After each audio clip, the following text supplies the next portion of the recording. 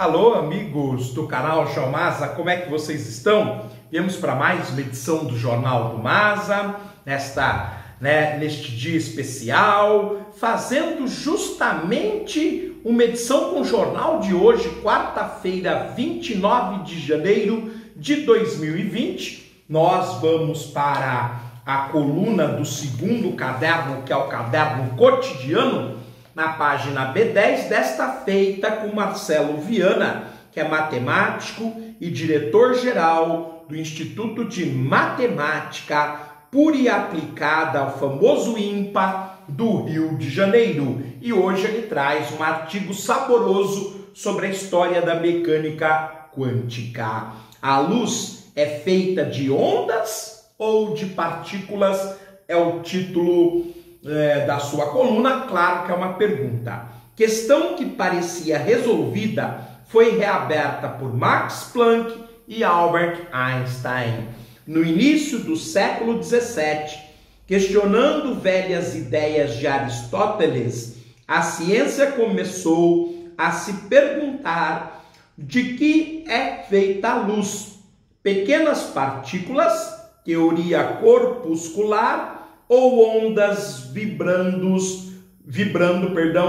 teoria ondulatória. Então sempre houve este questionamento, até que a mecânica quântica demonstrou, tanto por formas de equações quanto por laboratório, uma experiência da dupla fenda, por exemplo, que na verdade a luz se comporta ora como partícula, ora como onda. Apesar do apoio de Isaac Newton, 3 séculos depois, a teoria corpuscular estava em apuros.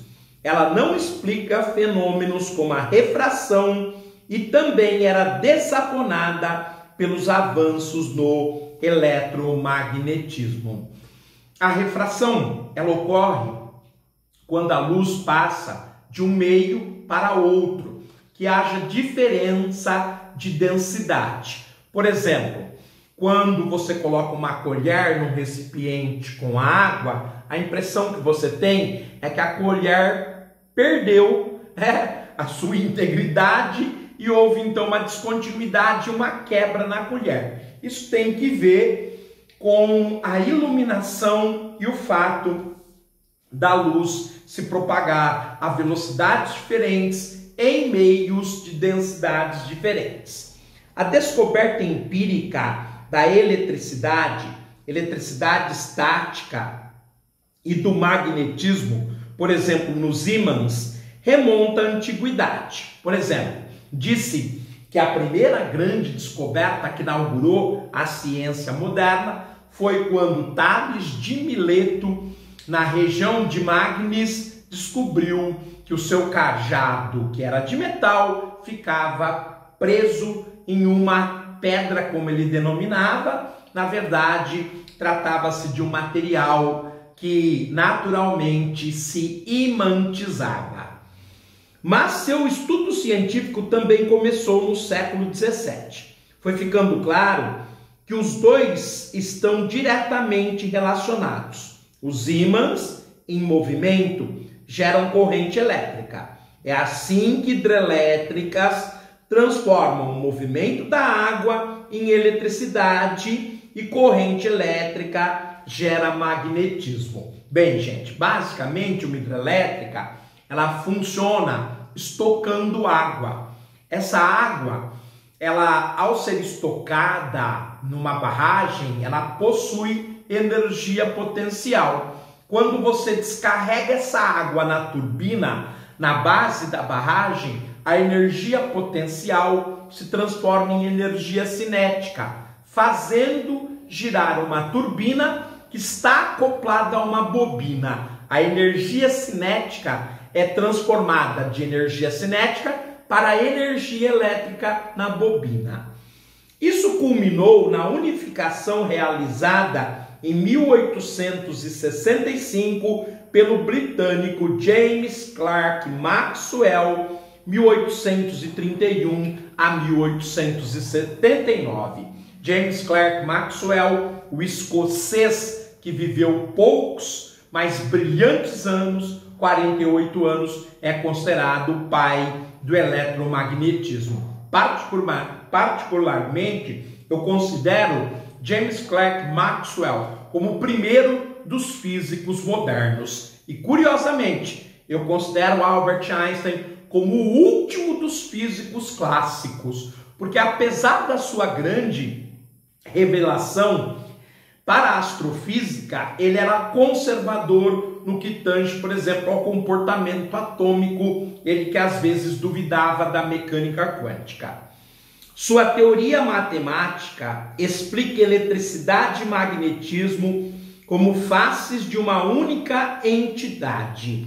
De fato, as equações simples e elegantes, equações essas que foram transformadas na prática por um físico inglês chamado Michael Faraday, chamada campo eletromagnético, que se move no espaço à velocidade da luz sobre a forma de ondas. Dependendo do comprimento, são ondas de rádio, micro-ondas, luz visível, raio-x, raios gama, entre outras. Basicamente, para James Clerk Maxwell, uma onda eletromagnética é formada por ondas perpendiculares, uma que se propaga nesse sentido, no sentido horizontal, a outra no sentido vertical. Uma se complementando a outra, de tal maneira que uma dessas ondas é elétrica, a outra é magnética, por isso onda eletromagnética. Foi por meio das equações de Maxwell que a divindade proclamou: faça-se a luz. Essa é uma brincadeira, já que na verdade ele codificou matematicamente, de forma elegante e simples, como que a luz existia. Então brinca-se que na verdade foi Maxwell o criador da luz, né? Na verdade ele nos deu as equações da luz. Uma década depois, o jovem físico Max Planck, que viveu 89 anos, de 1858 a 1947, é considerado o pai da mecânica quântica, começava a pós-graduação em Munique, no sul da Alemanha, numa região chamada Baviera, mas seu orientador recomendou que não estudasse física, pois praticamente tudo já foi descoberto, só falta tapar alguns buracos. Como a gente já até falou nesse canal, até mesmo na sessão do Marcelo Viana, no final do século XIX, para a física clássica, não restava muitos problemas a ser resolvidos, por isso seu orientador desaconselhou Max Planck a continuar na física. Planck persistiu assim mesmo. Um desses buracos dizia respeito à radiação eletromagnética emitida pelos chamados corpos negros. Desesperado para obter uma teoria compatível com as observações, em 1900, Planck adotou uma suposição estranha. Existiriam quantidades mínimas ou quantidades discretas, o que foi batizado de quanta de energia eletromagnética, que não podem ser subdivididas. Aí começava a cair o problema do corpo negro e a surgir a revolucionária mecânica quântica. Um pouco como o dinheiro cuja quantidade mínima é 1 centavo. Isso ia contra tudo que se sabia sobre energia e eletromagnetismo, mas funcionava. E a ideia bizarra foi logo aproveitada por outro jovem alemão, Albert Einstein, que viveu de 1879 a 1955. Usou-a em 1905 para explicar a criação de corrente elétrica quando luz incide em certos metais. É o efeito fotoelétrico que hoje você aproveita quando você entra numa farmácia, por exemplo. De repente você está andando e toca uma campainha. Na verdade, existe uma luz que passa na altura dos seus pés. Quando você interrompe o fluxo dessa luz, a campainha é acionada. A luz seria formada por partículas indivisíveis. A partícula de luz, que aliás é o objeto mais rápido que nós conhecemos no universo, por hora, chamada de fótons, que ao colidir com o metal, poriam seus elétrons em movimento. Planck e Einstein ganharam o Prêmio Nobel de Física. Planck em 1918, Einstein em 1922, respectivamente, mas tinham reaberto a questão que parecia resolvida: ondas ou partículas? O mistério só iria se adensar, e com a mecânica quântica a resposta é que depende da situação. No entanto, eu estou avançando, com certeza ele terminará esse saboroso início da mecânica quântica. Ficamos por aqui, segunda edição do Jornal do Masa de hoje. Lembrando que nós temos mais uma sobre energia nuclear. Forte abraço, fiquem bem, até a próxima.